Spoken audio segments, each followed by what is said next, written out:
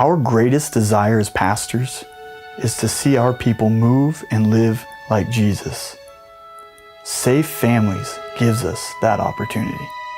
Last summer, my life fell apart. I was at a place where I knew I was going to be homeless, and I have a 5-year-old daughter, so my heart was to make sure to provide her a place where she would be safe and she would be loved through this time.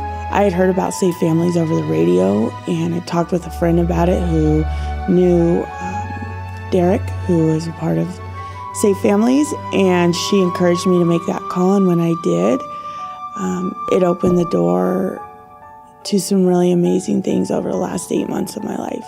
Safe Families has this amazing ability to bring you into contact with both the widow and the orphan, and so that ultimately they can see the goodness of God's plan for fullness of life in them and through them in the church. And so it addresses the two greatest needs that the Bible calls us to, which is to take care of widows and orphans, as it says in James. And this ministry, it's not a program, it's a ministry, it's a way of life, living in the church and living in the community, addresses the two greatest needs that we're called to address as the body of Christ. And Safe Families utilizes people in the church to be that support system. Safe Families is the hands and feet of Christ.